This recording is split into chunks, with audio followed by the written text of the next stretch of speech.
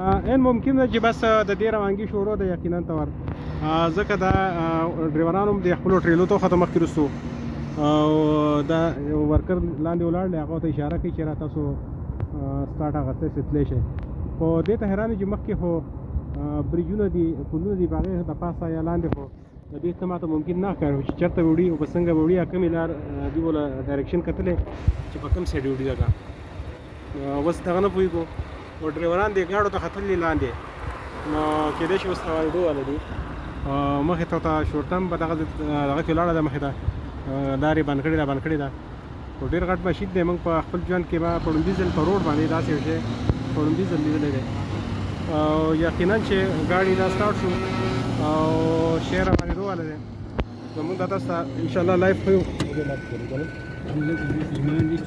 دا وروسته نو دا تاسو کتلی شئ او ماشین روان شو بالاخره ماشین روان شو او 560 ټایرو ته لګېدلي دي او ډېر یو ښایسته منظر دی او صبر د وروسي بار ته وځو یو لویه دنیا روانه ده دا ته وکتلی شي مخکې ته هم دوه ګاډي لګېدلي دوه ټریلي مخکې لګېدلي دوه پسې شاته دا کور کوي دا یو ډېر غټ شی روان دی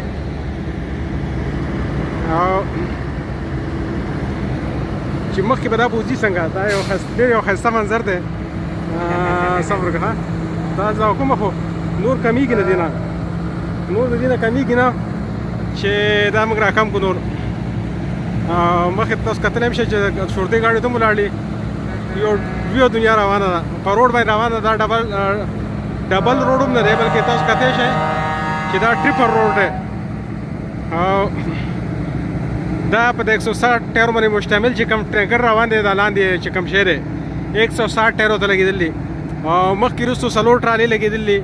دوه ټرالۍ شاته دکه کوي او دوه ټرالۍ مخې نه راکاږي ډېر یو ښایسته منظر دی تاسو کتلی شئ اوس دا ګورو چې مخکې ځي دا به څنګه کوي ځکه دا خو به روډ ته تاوېدو شی نه دی چې دا ځي په کوم طرف وځي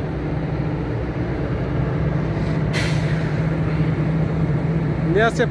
تاسو راکوشي وه نو منظر به ښکتلی و دغه شی دی ستاسو ته موږ په دې خپل موبایل په سکرین باندې ښیو دا تاسو کتلی شئ کوم طرف ته ځي اوس مخکې ته پته لګي او مخکې خوا کې تاسو کتلی شئ دا ټینکر روان دی څومره وړوکی ښکاري نو یو لویه دنیا ده ما په خپل ژوند کې په لومړي ځل داسې یو غټ شی په روډ باندې لیدلی لکه چې په روډ روان دی او سفر کوي اوس مخکې دغه دی کې څنګه تاوېږي دی به اوس پته لګي هلته نو ځکه چې هلته خو تاوېدو دا ډېر مشکل شی دی ما ته خو څه ووایم چې دا دی کې تاو شي نیاز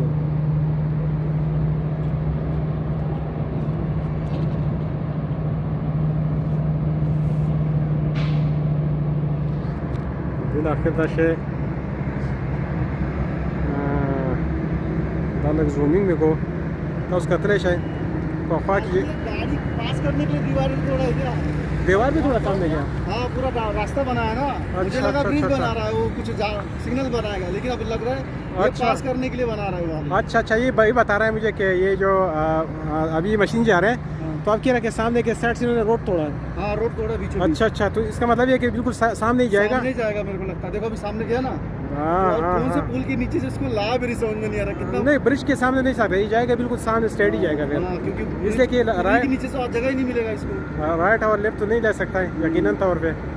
इसके लिए हो सकता है रोड भी बंद किया होगा मेरे को लग रहा है इसके लिए तोड़ा होगा अभी मैं सोचा जाता तो देखा तो कुछ समझ नहीं आया अभी आप देख सकते हैं कि काफ़ी सारा शोरता भी खड़ा है आसपास में और भाई बता रहे हैं कि ये सामने जो रोड है रोड तोड़ा है अभी भी यही तशवीश थी कि किस तरह जाएगा तो लग तो नहीं रहा था कि कहीं से राइट लेफ्ट लेगा